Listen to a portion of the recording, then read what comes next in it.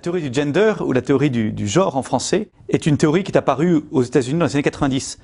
Elle nie la différence sexuelle et la complémentarité entre l'homme et la femme. En fait, concrètement, les partisans de cette idéologie refusent toute idée d'une identité sexuelle qui serait reçue ou inscrite dans notre corps et qui du coup nous déterminerait comme homme ou femme.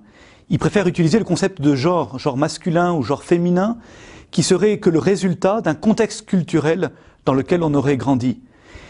Ce genre-là, il serait donc modifiable à souhait et en aucun cas ne serait une détermination inscrite dans notre nature. La suite, la conséquence naturelle de cette théorie est d'expliquer que du coup l'hétérosexualité n'est en aucun cas inscrite dans la nature de l'homme et de la femme, mais ne serait que le résultat, la conséquence d'un climat culturel qui la favoriserait. Ainsi, l'hétérosexualité ne serait pas un élément fondateur des relations humaines, mais serait plutôt le résultat, la conséquence d'un formatage culturel qu'on nous aurait imposé depuis tout petit. L'idée qu'il y a derrière cette théorie du gender, à mon avis, est qu'on retrouve là une tentation d'orgueil très ancienne chez l'homme de ne rien devoir à personne.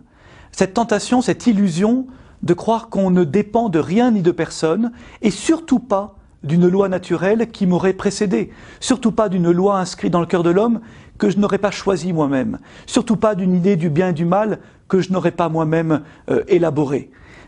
D'où le refus, y compris d'une identité sexuelle inscrite dans ma nature que je n'aurais pas choisie.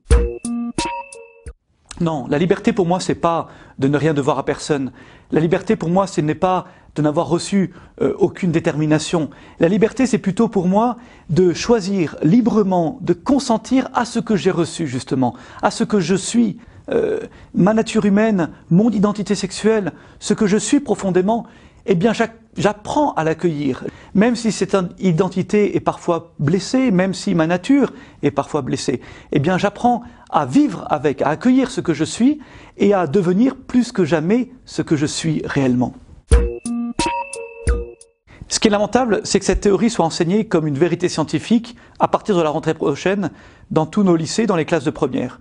Que tel ou tel groupe de pensée défende cette théorie, c'est leur droit. Mais que l'éducation nationale impose cette théorie comme une vérité scientifique à tous nos élèves de première, pour moi, on a là une imposture éducative, scientifique et éthique profonde.